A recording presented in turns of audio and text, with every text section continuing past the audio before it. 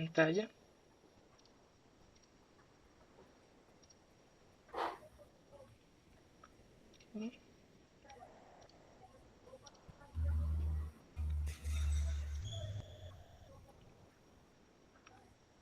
Ok, ¿me confirma si ya puedes ver?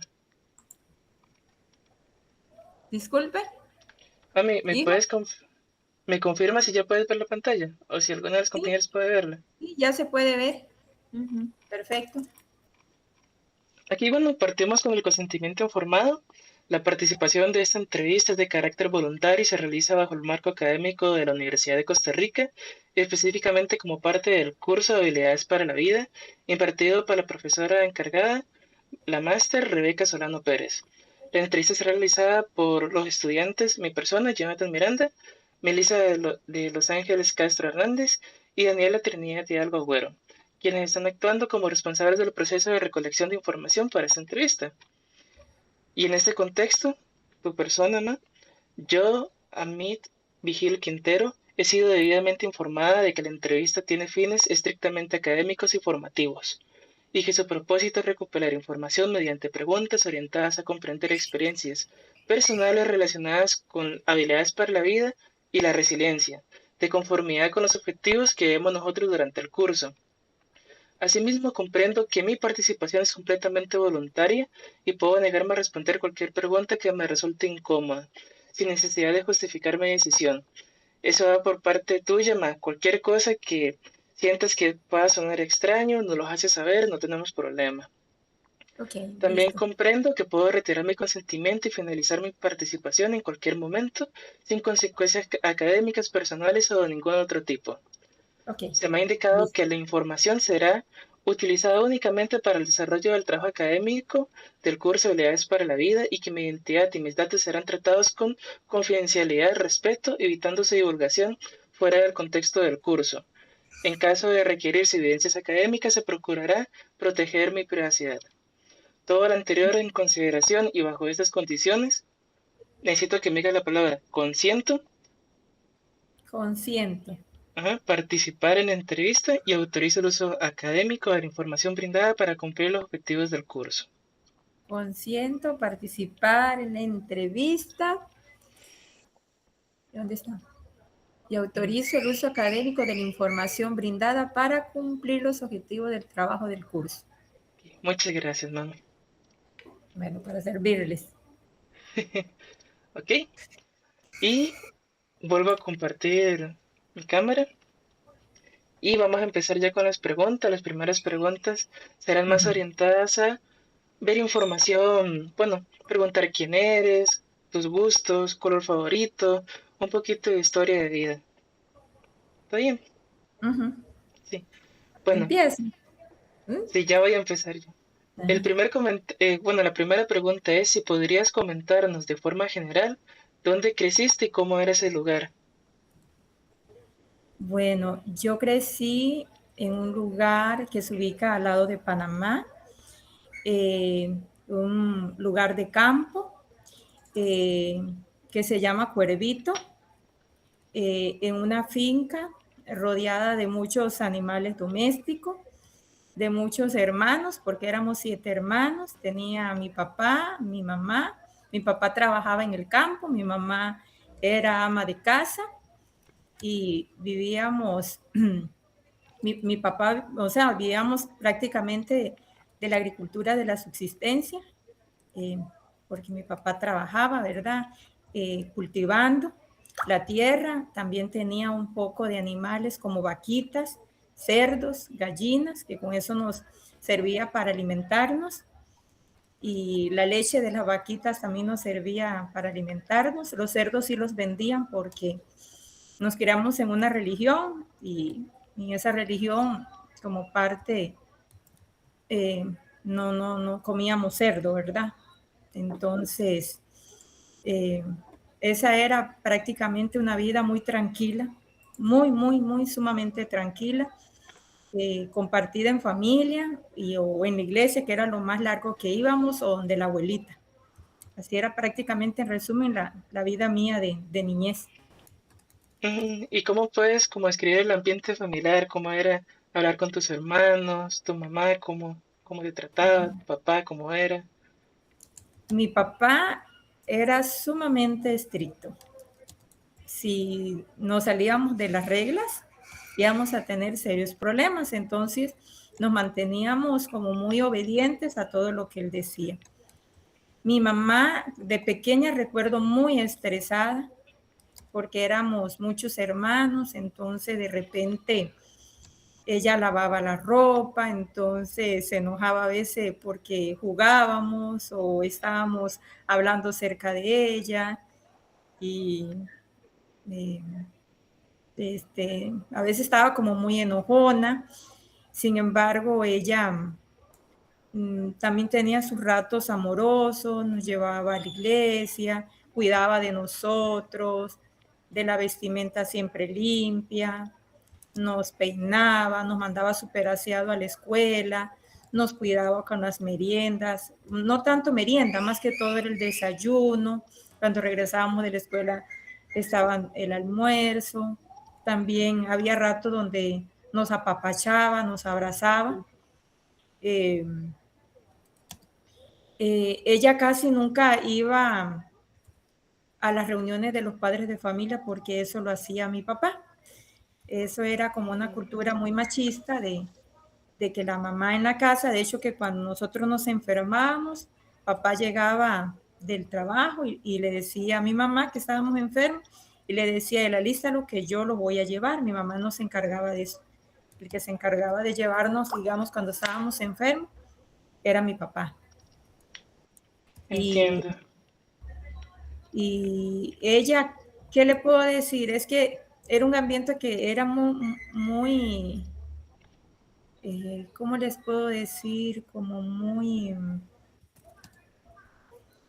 eh, eh, es que depende, ¿verdad? Eh, ¿Cómo les puedo decir? Es que mi mamá también tenía que obedecer, entonces todo el mundo obedecía. En casa todo el mundo tenía que obedecer, entonces cuando llegaba mi papá del trabajo, teníamos como dos ambientes, uno que se vivía con mamá, donde gritábamos, jugábamos, reíamos, y estaba el otro ambiente cuando llegaba papá, que era mantenerse en silencio, no reír, no hacer gritos, entonces nos manejábamos en dos ambientes prácticamente. Mm, Y, y eso, sin embargo, aunque uno trataba de ser obediente y así, siempre en algún momento nos pegaron, ¿verdad? Como dicen, por desobedientes. Sí, bueno, y por muchas cosas, ¿verdad? sí, A veces un niño es niño nada más. sí. O había también, ¿cómo les puedo decir? Por ejemplo, llegaba un vecino y le decía a mi papá, Oderay me dijo tal cosa, algo, vamos a decir, Oderay me dijo viejo feo. Y a uno no lo llamaban y le preguntaban, ¿por qué fue que le dijiste viejo feo? No, inmediatamente ahí al frente del señor agarraban la faja y le pegaban a uno. No había como escuchar la otra parte. Ah, fue que él me hizo esto, fue que yo contesté así, porque no, solamente se escuchaba la versión de las personas de afuera. Las personas de afuera en mi casa llevaban un trato muy especial que creo que yo todavía lo mantengo. Bueno, mi hijo me conoce, yo con las personas de afuera soy como muy amigable, muy, eh, ¿cómo les digo? Como eso, muy amigable, muy amable con ellos, porque eso nos los enseñaron en la casa, como que para las personas de afuera era un trato como pero muy especial. Ujú. Lo siguiente, mami, sería como tu experiencia como ya estudiante en la escuela y en el colegio, ¿no? ¿Cómo fue? En la, ajá, en la escuela para esos tiempos era muy difícil. Había mucho bullying, aunque la gente no le llamaba bullying. Ahora, gracias a Dios que existe todos esos términos y los niños pueden hablar. Y a veces a esta época a veces se aplica mal. En mi época de niña, los niños en las horas de la salida, cuando tenían algún encontronazo dentro de las aulas, ellos se esperaban afuera. Y en la tarde nos decían, en la salida hay pelea. Entonces los niños se iban a una calle, allá en una esquina fuera de la escuela, y se agarraban a puño, a darse, y nosotros, los otros niños ahí, animaban. Dale, dale, pégale, gallo, fino, y eso, ¿verdad? Porque es el lado panameño. Se ponían apodos por mi color, tenía discriminación porque era negra, entonces había, de hecho que el panameño es negro, la mayoría, sin embargo, por tener el pelo bien cusco, colocho, y mi apariencia de color de piel, por ejemplo, podría haber una persona con el mismo color de piel mía, pero si tenía el cabello lacio, ellos no lo veían negro. El detalle es tener, digamos, la combinación de pelo crespo, cusco y tu color de piel. Entonces, de repente, había discriminación. Todo el tiempo ha habido, hasta el día de hoy, yo creo. De hecho, que hasta de parte hasta de los maestros, el alumno calladito, el alumno que no tenía una condición académica buena, ese niño se le pegaba en el aula. A mí no me pegaron porque en mi casa nos esforzaban y nos atendían con el estudio, las hermanas más grandes nos ayudaban y yo era de las más pequeñas y eso nos ayudaba mucho a nosotros en la escuela, la limpieza de mi mamá también. Sin embargo, siempre había discriminación. De eso no había excepción. Por ejemplo, principalmente para los niños que tenían una carga académica muy bajita, muy plana, de un rendimiento académico muy bajo, era discriminado, le pegaban, lo trataban mal. Eh, Era bien complicada la vida para esa época. Los adultos también, eh, como niño tú no valías nada en el lado de Panamá. Solo las personas adultas podían sentarse en los asientos. Si tú eras un niño, te levantaban de pie y que tenías que quedarte ahí y el adulto agarraba el campo. Sí, y creo que hasta el día de hoy, aparte que allá en Panamá se paga la mitad de precio. ¿Qué quiere decir? Que si el pasaje vale, un ejemplo, 500 colones, que es $1 en el lado panameño, al estudiante le paga 250 colones, que son 50 centavos. Entonces esas cosas las viví yo como niña. Póngase de pie, gente que también se quería aprovechar de nosotros, que éramos niñas, principalmente los ayudantes de bus y los choferes de buses, son niñas pequeñas de 10, 14, 15 años, nos querían tocar y era complicado, no crea. Había gente que nosotros entre niñas y muchachas hablábamos y decíamos, ese hombre le gusta tocar a las niñas, entonces entre nosotras mismas no nos hacíamos en la puerta, los esquivábamos porque como que no había ese derecho de decir, mira, ese hombre nos toca, ese hombre nos está haciendo esto. Y eso, hombres grandes, los choferes de buses con niñas de 14, 15 años, emparejados y era complicado. Y nosotros vivimos eso. Ellos, así por decirlo, nos, nos piropeaban o nos tiraba el cuento para ver si nosotros como niñas caíamos en las redes de ellos. Era complicado. Sí, igual en el colegio, ¿no? En el colegio también, no solamente los choferes de buses, los profesores también. Los profesores. Profesores, taxistas, sí.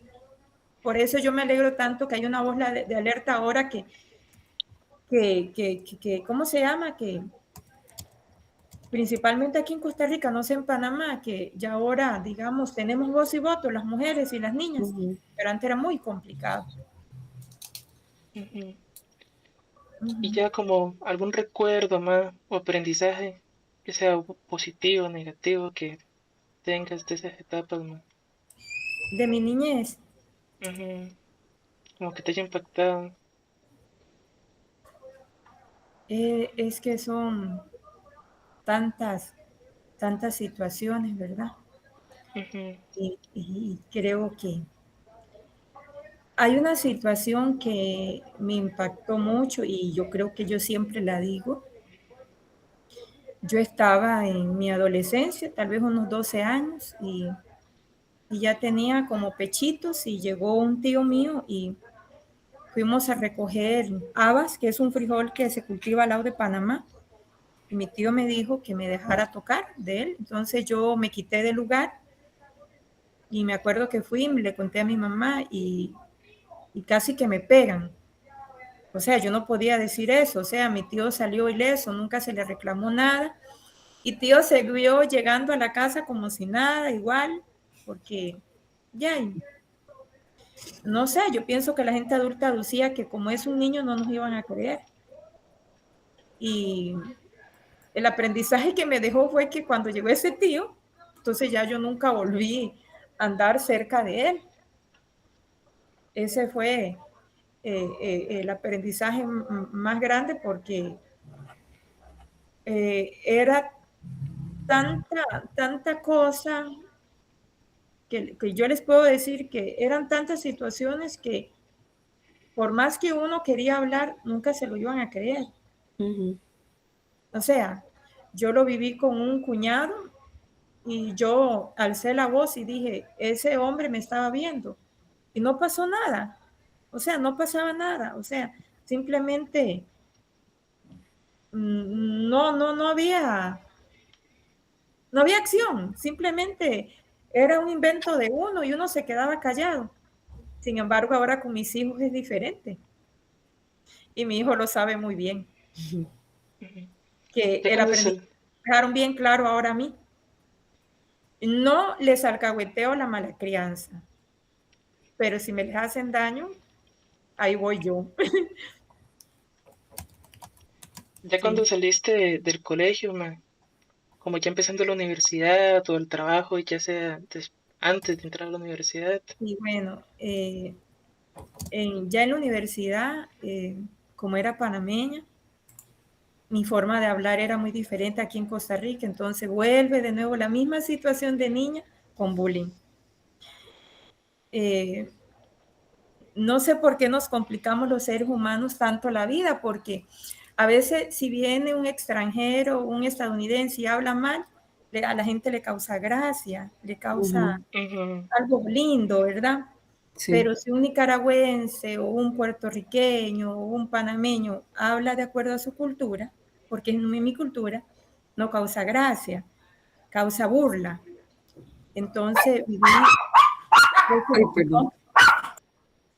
viví esas situaciones en la universidad.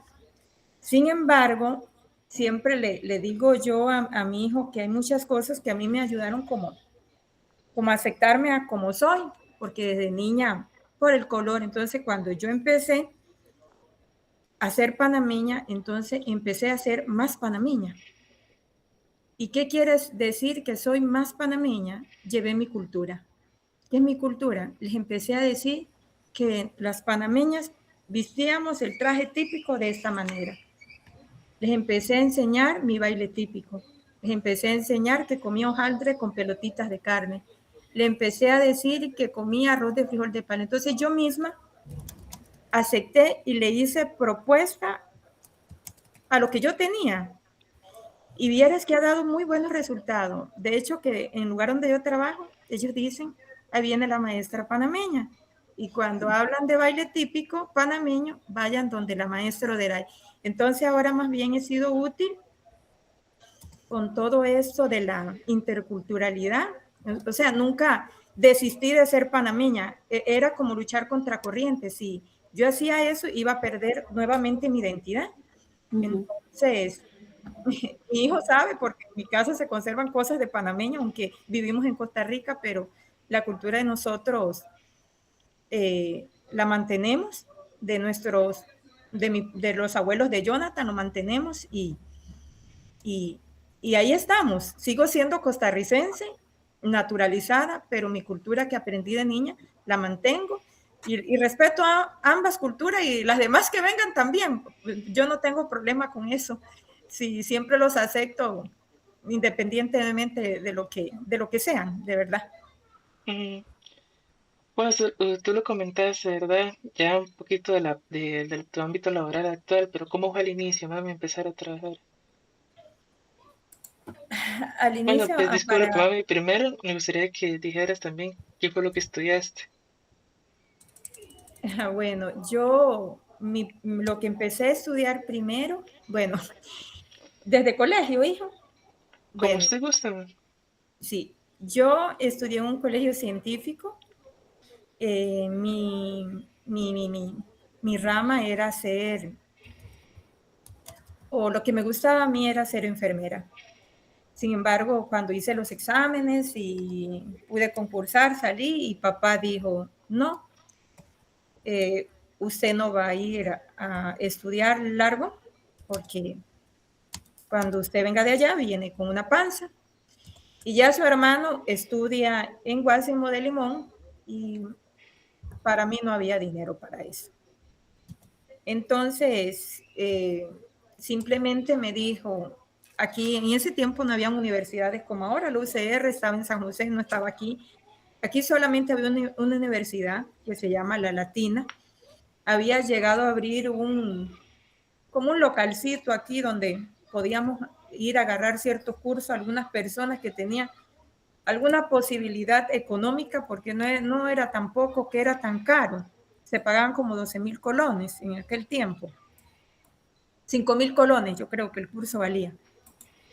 Entonces, mi papá me dijo, si usted quiere, vaya ahí, igual que su hermanita, tenía otra hermanita que estaba estudiando ahí, y vaya a ver. Y cuando yo llegué y dije, bueno, solamente había administración, porque no había más carreras, y, y, y profesora de preescolar, mi papá cuando yo llegué me dijo, qué porquería lo que agarraste. Mm.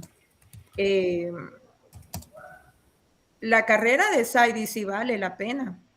Era administradora de empresa, el otro era ingeniero agrónomo, eso sí vale la pena. Pero te vas a complicar la vida con chiquillos. Sin embargo, yo seguí estudiando. Eh, seguí estudiando, pero mientras estudiaba me casé. Y cuando me casé, los papeles cambiaron. Me alisté como para ir para la universidad y me acuerdo que mi ex esposo me dice, ¿para dónde vas? Para la universidad. No, ya tú no vas a estudiar.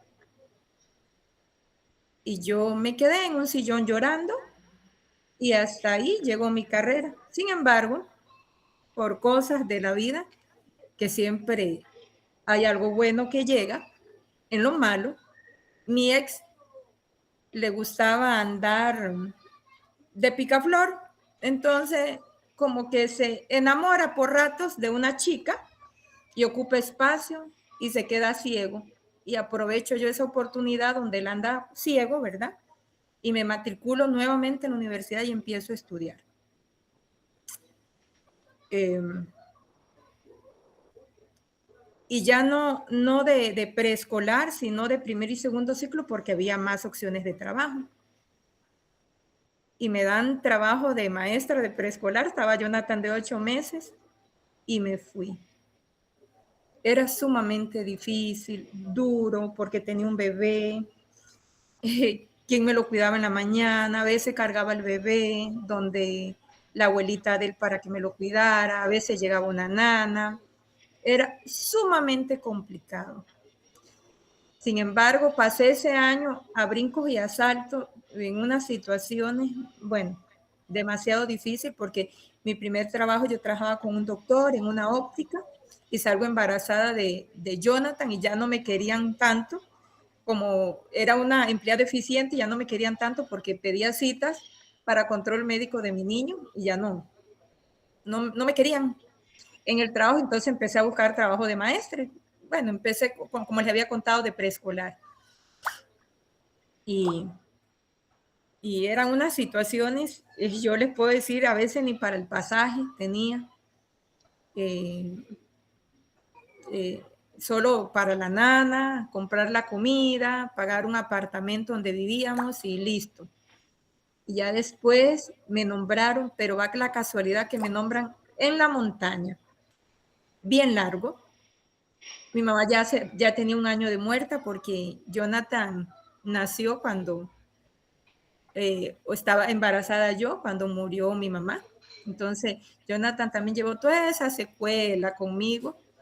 Entonces, me voy para la montaña a trabajar, dejo a mi bebé, a Jonathan como de 1 año, y me voy para la montaña. Ayer era difícil también. El señor donde yo vivía me espiaba por las ventanas, caminaba 2 horas y media para llegar a aquel lugar.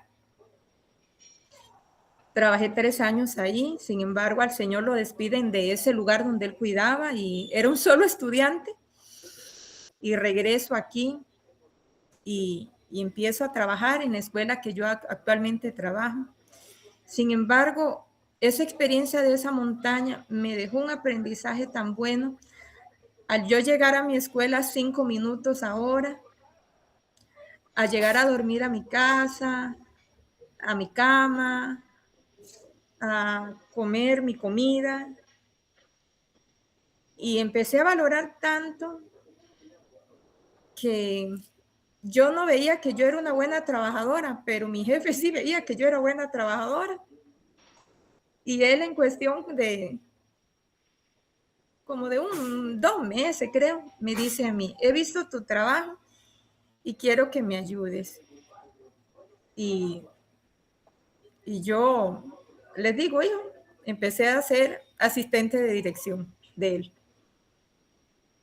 Y actualmente la estoy ejerciendo la asistencia de dirección en una dirección 4, es una escuela grande de 500 niños.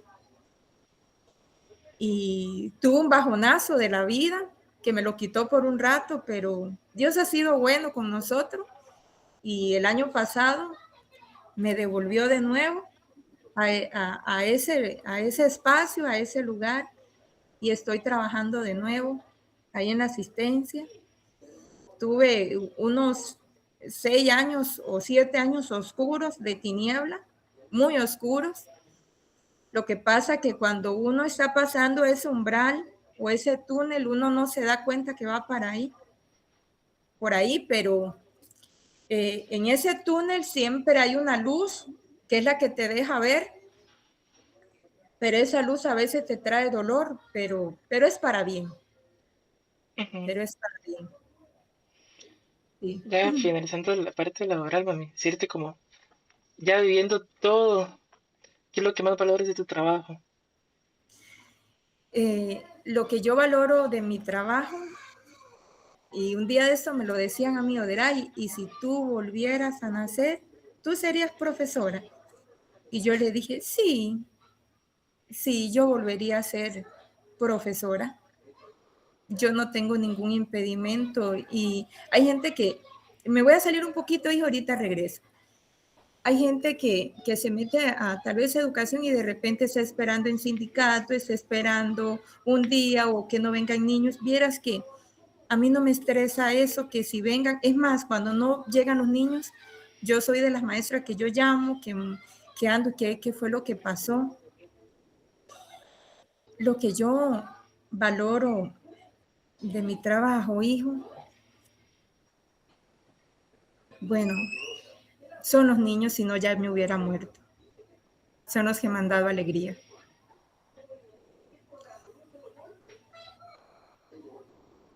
Ujú.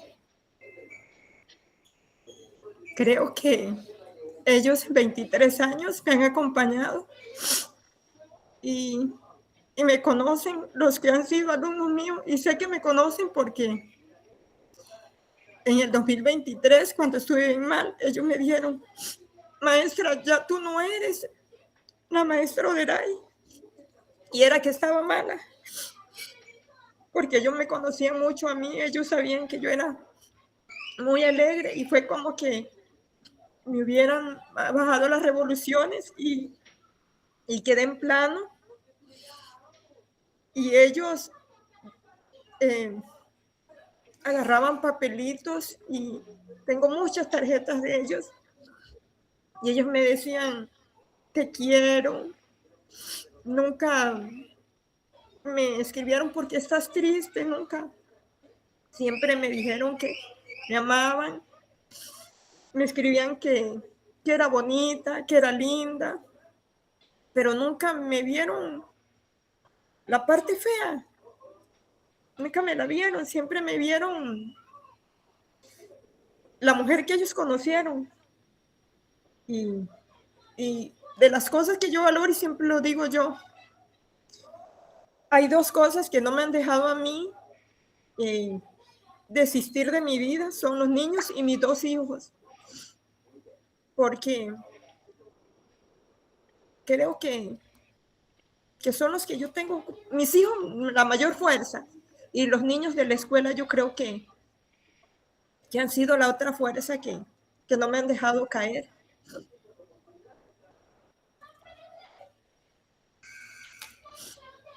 Y eso, porque lo demás, lo que es la responsabilidad, lo que es el buen trato, eso usted lo puede manejar. Pero hay otras cosas que, o sea, yo no les puedo explicar si son si todas esas cosas fueron fruto de lo que yo les sembré a ellos y que ellos han aportado eso en mí. Pero eso es lo que yo valoro más de mi trabajo.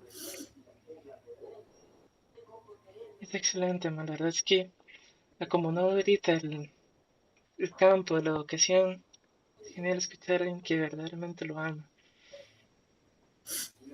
a los estudiantes. Ahora me gustaría cederle la palabra a Melissa para seguir con las siguientes preguntas. Y muchas gracias, man. Bueno, continuando con respecto a su trabajo, quería comentarle, mi mamá es maestra de artes plásticas. En realidad, ella no sacó la profesión, pero es una persona muy talentosa, entonces ha tenido la oportunidad.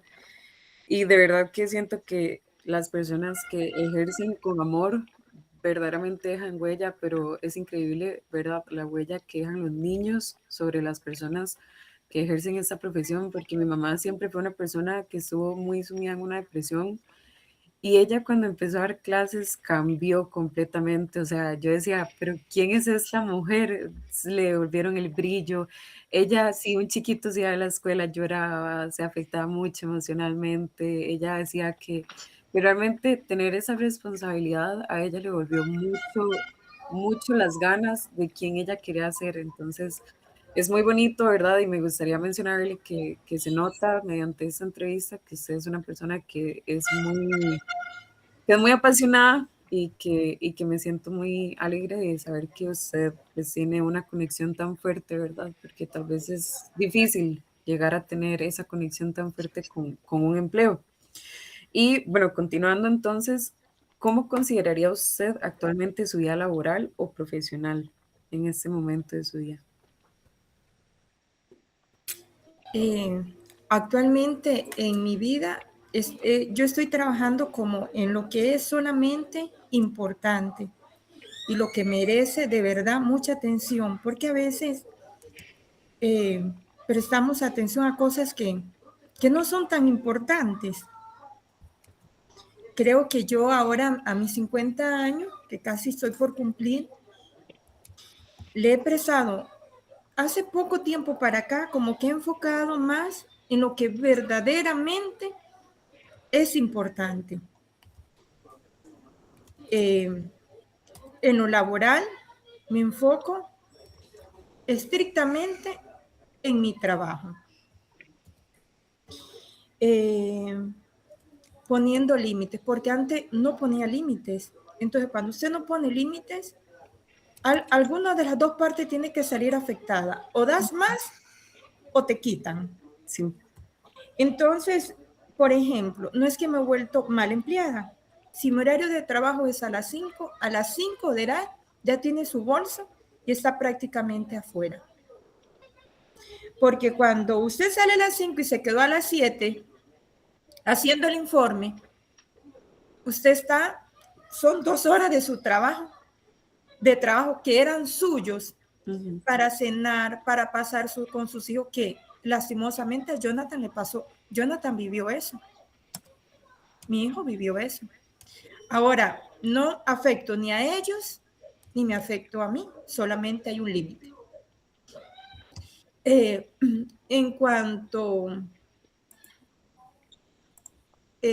a lo laboral, trato de ser una persona amable, ecuánime, no verme involucrada en situaciones o en conversaciones que no sean de lo laboral.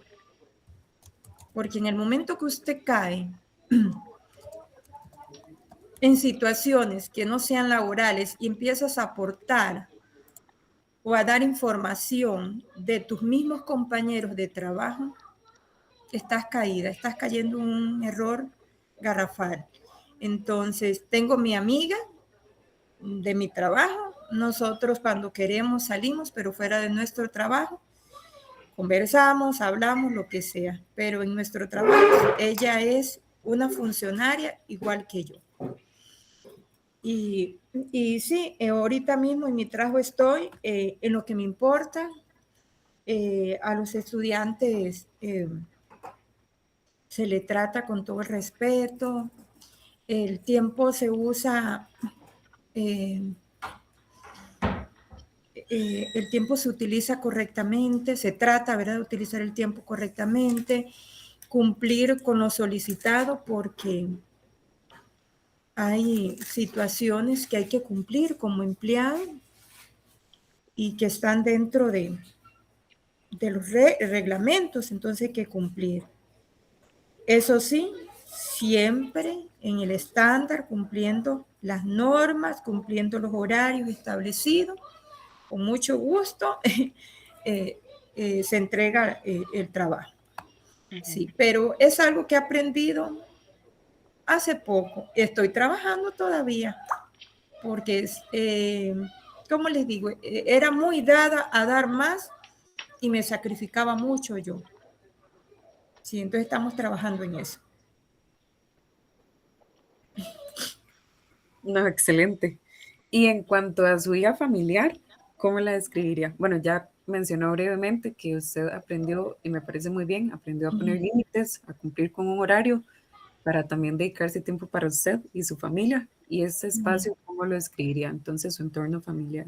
Bueno, mi vida familiar yo la clasifico en dos, aunque Jonathan esté largo, es como mi primera familia, Jonathan, José David y yo. Todos los días nos comunicamos, todos los días nos decimos que nos amamos, todos los días nos preguntamos, en que sea tarde, a veces Jonathan 11 de la noche, como sea, siempre nos comunicamos. Jonathan, aparte de un hijo, tiene una capacidad, le digo yo, que parece como psicólogo, a veces se sale con unas cosas que a veces hasta me gana. Entonces Jonathan es un apoyo muy grande en esta casa.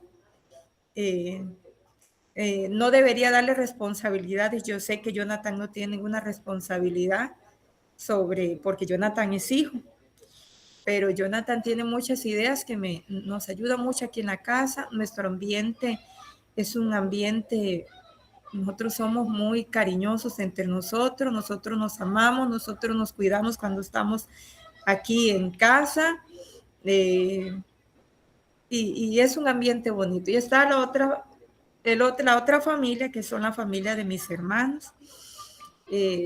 Igual es una familia muy unida, nos reunimos para Navidad, son muy pocas veces, pero nos reunimos, es como la alegría de la casa, compartimos, comemos y es bonito. A veces como familia hay cosas que no nos parecen, pero tampoco somos cizañosos con el hermano que la está pasando en ese momento, sino que buscamos acá ver cómo se le puede colaborar. Pero sí, somos muy unidos y mi familia chiquitita, que es mi familia esta de Jonathan, José David y yo, a veces la que debe llevar, o sea, la bandera así, soy yo, y a veces no estoy tan bien de salud, no les puedo decir que estoy al 100% y que todo es felicidad, principalmente yo, a veces me derrumbo y ahí Jonathan me sostiene una amiga, me sostiene una hermana y ahí vamos. Pero en nuestra familia hay mucho respeto, hay mucho cariño, hay mucho amor, hay mucha ayuda, hay mucho compromiso. O sea, soy privilegiada de tener una familia chiquitita, que es la de nosotros, pero chiquitita, pero muy llena de amor y, y lo que nos falta es un poquito, nosotros creemos en Dios, pero tenemos como, que, ¿cómo le digo yo? Como empaparnos más y en eso estamos también tratando, estamos trabajando. Ujú. Yo creo que eso mismo que usted menciona, uno a veces, ¿verdad? En clase conversábamos que la primera impresión cuenta mucho y sinceramente yo a Jonathan no lo conozco tanto, tal vez no hemos tenido la oportunidad, pero muchas personas, no, uno no necesita conocerlas muy a profundidad para darse cuenta del tipo de persona que es y Jonathan siempre se ha comportado muy educado, muy amable, se nota que es súper dulce y conversando con usted en este ratito, uno dice, ya uno entiende de dónde viene, ¿verdad? O sea, y yo creo que todo esto que usted comenta, que usted se considera muy afortunada, ha sido fruto de, o sea, ha sido fruto de lo que usted ha trabajado, definitivamente, porque siento que hay mucho de él, por lo poco que lo puedo conocer, hay mucho Gracias. de él que es suyo y se nota. Y bueno, obviamente que también se ve que usted es una persona muy educada, muy respetuosa, muy amable. Y, y no, es muy bonito que afortunadamente usted haya podido construir una familia, ¿verdad? Y su pequeñita familia, no, no importa la cantidad, sino la calidad. Y que sea tan fácil para usted de expresarse de una manera tan bonita y tan segura de lo que tiene. Ahora entramos en otro bloque, más que todo es como de retos y cambios, ¿verdad? Entonces, esta pregunta dice, a lo largo de la vida todas las personas enfrentan dificultades, pero usted, ¿qué considera que son los retos más comunes en la vida adulta? Los retos más comunes. Sí.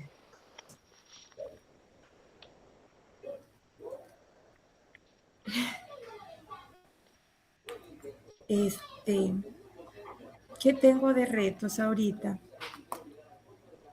Yo creo que trabajar en mí, yo creo que es el reto más grande. Creo que he dado mucho y me he quedado como sin nada. Ajá, entonces creo que es el reto más grande que tengo yo ahorita conmigo misma. Sí, sí, casi que estoy casi segura. Yo creo que es muy bueno y es una gran señal el hecho de que usted recientemente haya aprendido a poner límites y creo que ya está trabajando en sí misma. Entonces, es muy válido, pero ya está en ello. Sí, estamos trabajando en eso. No sé qué me deparará en el futuro, porque como hoy es una cosa y mañana es otra, Ujú, y, y, y ese reto que antes era importante, llega otro reto que es todavía más importante que el que ujú, tenías. sí, Entonces, de hecho que el trabajar en mí me ha dado fuerzas para luchar por mis hijos.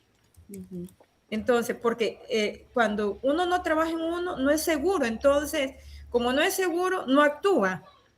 Entonces, si yo actúo, yo puedo actuar, yo puedo ayudar, yo puedo.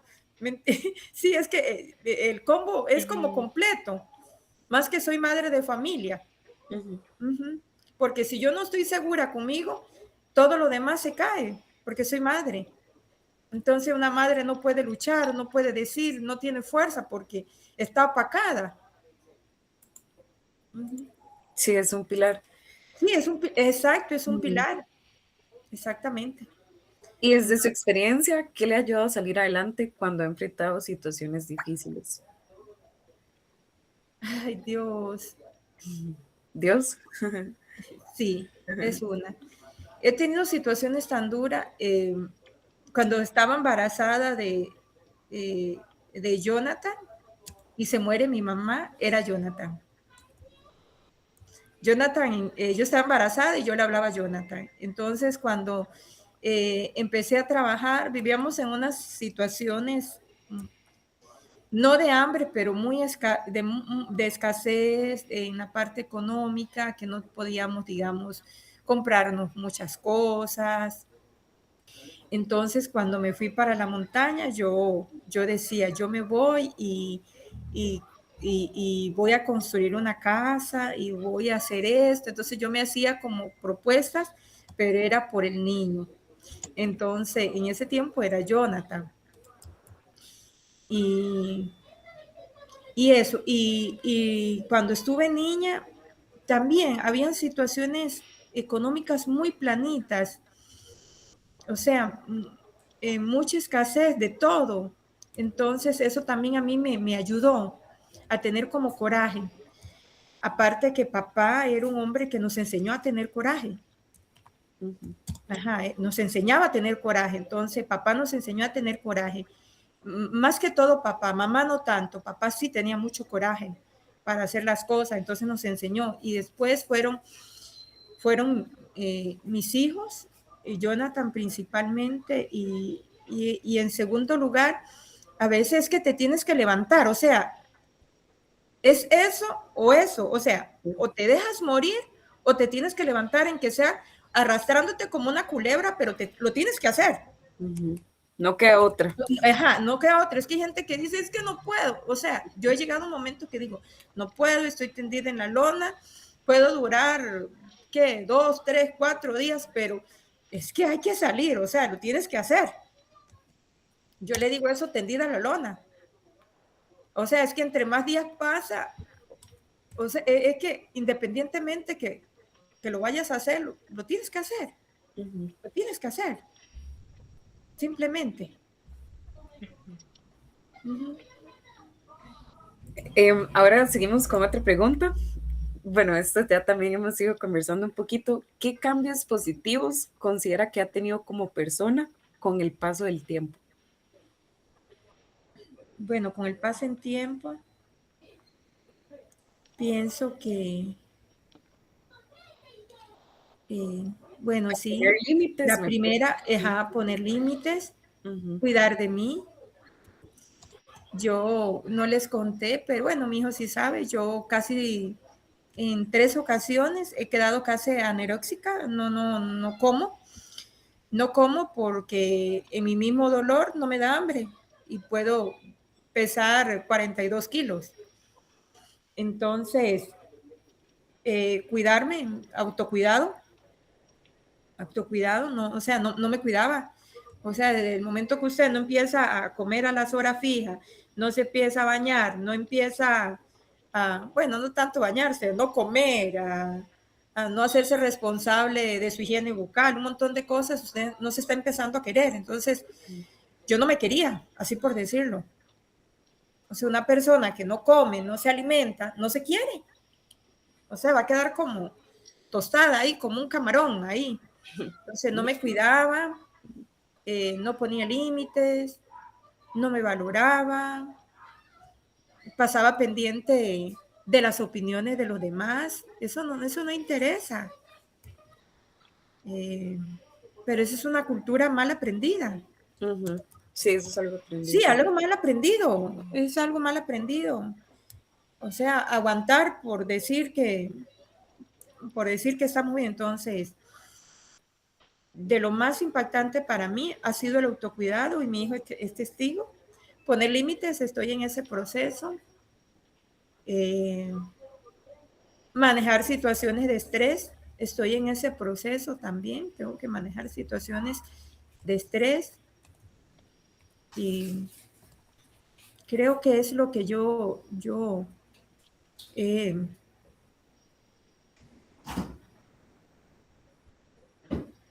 lo que he tenido el mayor aprendizaje en mi vida, es uno de los aprendizajes más grandes que he tenido. A priorizarse a sí misma, a valorarse. A priorizarse y no escuchar tanto las palabras. Dice que las palabras valen menos que las acciones. Las acciones son las que cuentan y a veces uno escucha, el oído le falla. El oído lo falla y lo más importante es lo que usted mire. Eso es lo más importante. Sí, correcto. Bueno, a continuación hay una pregunta que me parece que está muy relacionada. Entonces, bueno, dice qué cualidades personales cree que ha ido desarrollando a lo largo de su vida, pero me parece que está muy relacionada Sí, con lo anterior. sí. Entonces, a continuación, le cedo la palabra a Daniela. Ella continúa con otro bloque de reflexión y consejos. Muchas gracias. Hola. Hola, ¿me escuchan? Hola, sí, Daniela. Ok, es que acaba de empezar a llover, entonces, por si ¿De acaso. verdad? Sí, y yo qué casualidad. Pero bueno, primero que todo era, de verdad que se expresa demasiado vocación por esa carrera, porque yo también estoy en esta área, que yo estoy en enseñanza, Ujú, y definitivamente se necesita mucha vocación para ejercer esta profesión. exacto. Pero, Ujú. pero de verdad que se nota que usted tiene bastante vocación, entonces súper bien. Bueno, entonces ahora vamos a pasar como una parte como de reflexión y consejos. Entonces, algún aprendizaje importante, ¿verdad? Que le ha dejado su experiencia de vida. Algún aprendizaje importante.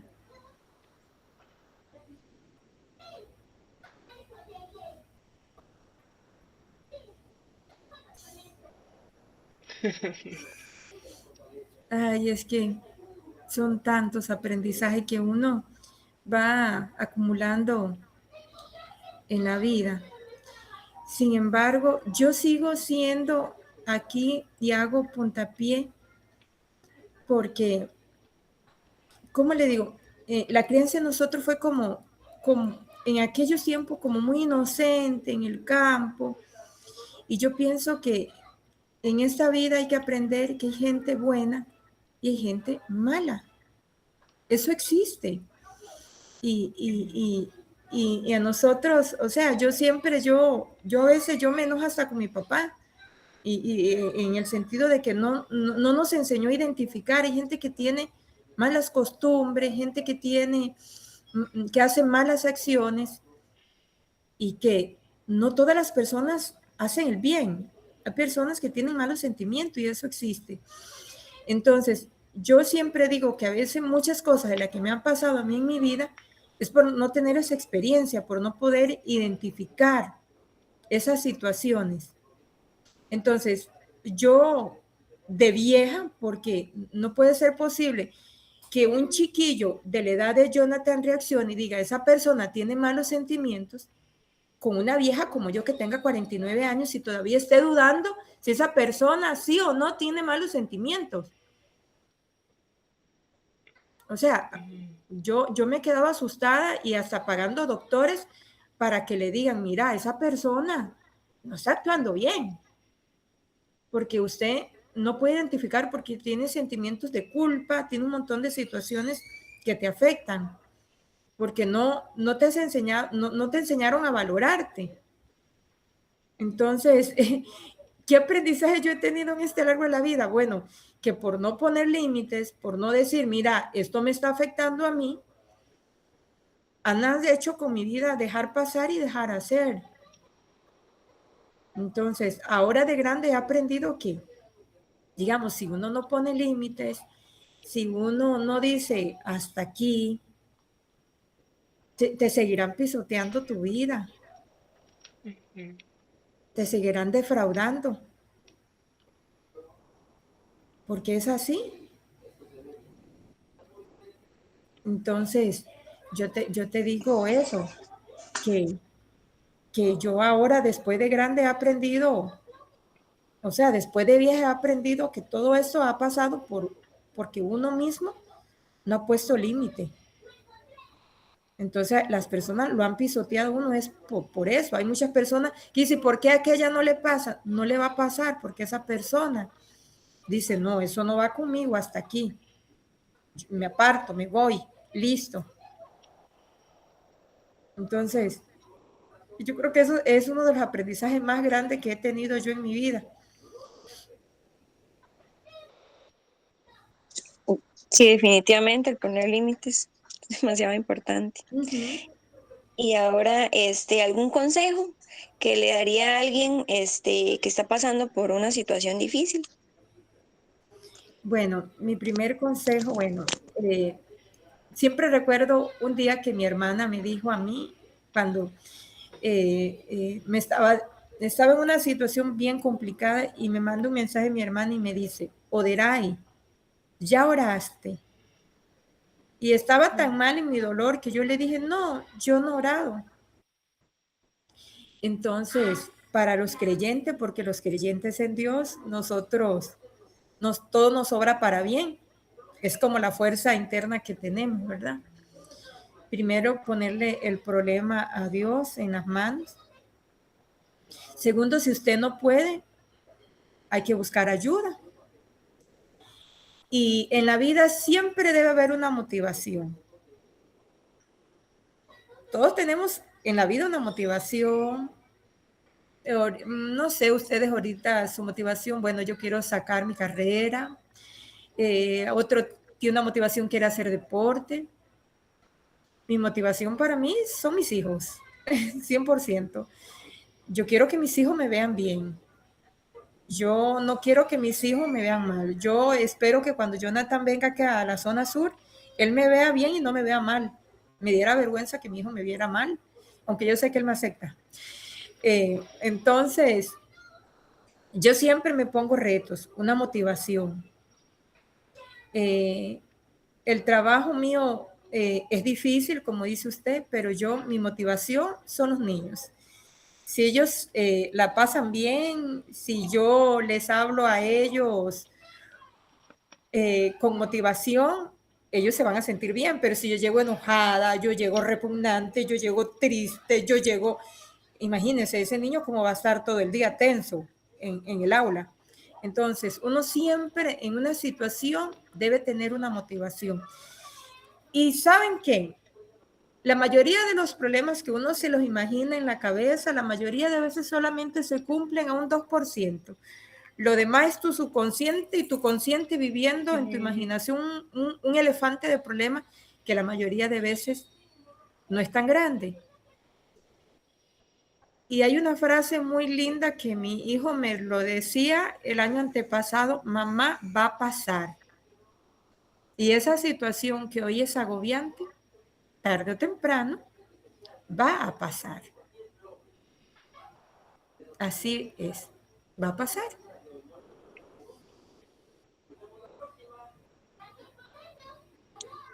Ok, muy bien.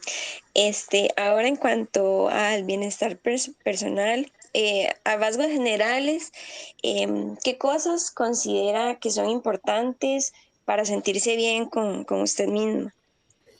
Bueno, para sentirse bien con uno mismo, primero, llevarse bien con la familia. Creo, bueno, primero tener a Dios, segundo llevarse bien con la familia. Yo no me veo peleando con mi hijo ni con mis hermanos, no me veo en esa situación, no sé cómo una persona sobrellevaría eso, habría que ver la circunstancia, pero para mí me afecta mucho. Segundo, creo que en lo personal, bueno, eh, en el trabajo, llevarse bien, es importante llevarse bien en el trabajo. No bien con todo el mundo, pero sí tratarse con respeto es sumamente importante.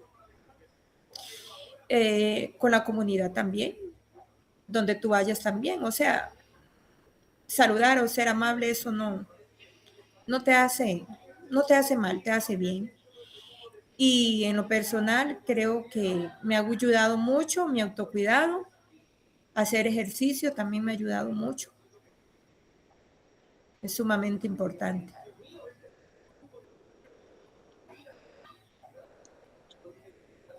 Ok, y ahora, También leo y hago un perdón. poquito de escritura de vez en cuando.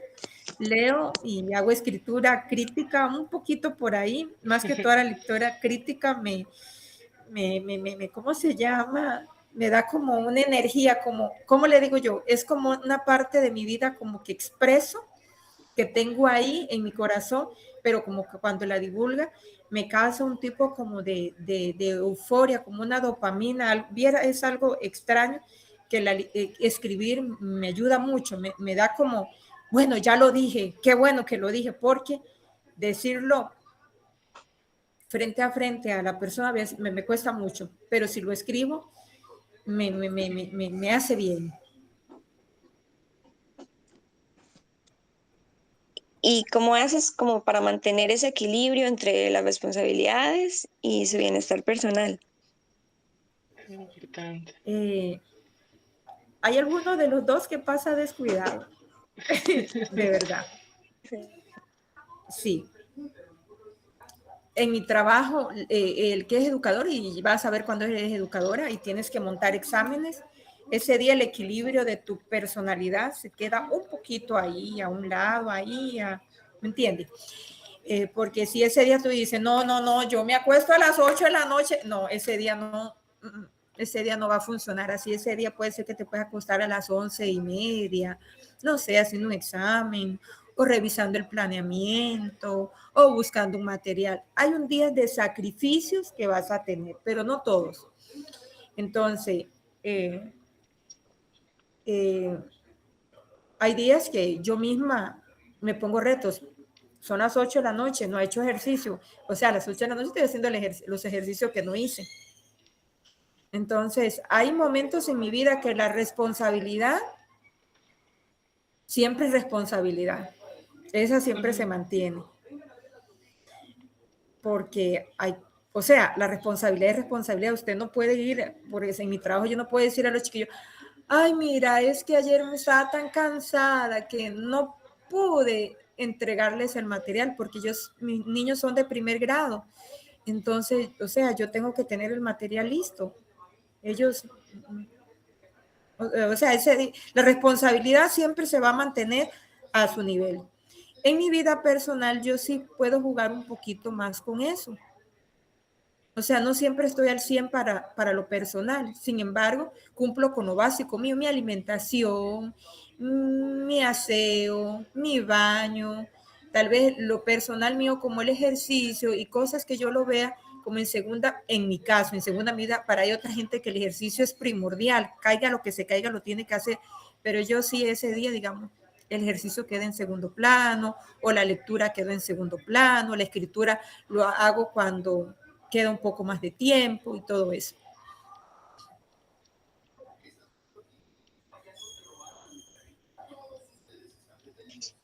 Y bueno, doña Oray, para ir cerrando, en este momento de su vida, ¿cómo se siente usted con lo que ha logrado hasta ahorita? Bueno, yo tengo que sentirme orgullosa de lo que he logrado. Antes me daba vergüenza decirlo, pero no, yo me siento orgullosa. Yo, yo tengo una familia, yo tengo una familia buena. Digamos, en eso, en lo material, y eso yo lo veo como secundario. Sí es importante, una casa, un carro, una cosa, eso es importante, eso es pasajero, pero yo me siento orgullosa de tener una familia, de que mi hijo grande lo eduqué en las cosas de Dios, lo eduqué hasta donde él ha estado, y eso, pero sí, yo me siento orgullosa de la familia que tengo, de la mujer que soy, yo me siento orgullosa, porque yo prácticamente he sacado a mis hijos sola, más que todo el hijo mío, ese grandote, ese es mío, solita, yo lo saqué sola. A mí, por él no me dieron nada, o sea, ni un 5 tome para que lo saque adelante, y yo lo saqué. Entonces, yo me siento orgullosa de la mujer que soy, de la familia que tengo, esta familia chiquitica que tengo, pero me siento orgullosa de las otras cosas materiales. No me siento orgullosa. La verdad, eso entra en segundo plano para mí, porque independientemente de lo que tenga, ¿de qué sirve tener cosas materiales si estoy mal con mi familia, con mis hijos, si no me siento bien con la persona que soy? ¿ah? Y las veces que he fallado, y un día de esto hablando con una hermana, le decía yo, las veces que he fallado no me siento mal, porque lo que yo di, lo di por amor, lo di por ayuda, no lo di por sacar nada a cambio. Cuando a veces hago fiesta con los niños en la escuela y saco de mi salario y le queda bonita la fiesta, y yo me siento contenta, no orgullosa, yo me siento contenta porque los niños van contentos, yo me siento feliz porque se le ve bonito, se le ve bonita la fiesta, porque ellos abren esos ojos y dicen, ¡guau, maestra! Entonces, eso me hace feliz. Entonces, yo de las cosas materiales no me siento orgullosa, me siento cosas que son más reales, más de familia, más de, ¿me entienden? Ujú.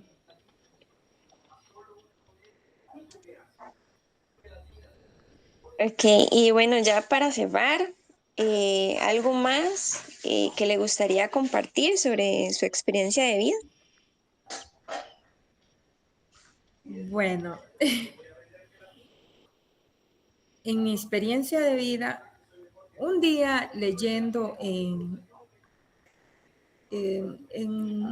situaciones ahí en libros,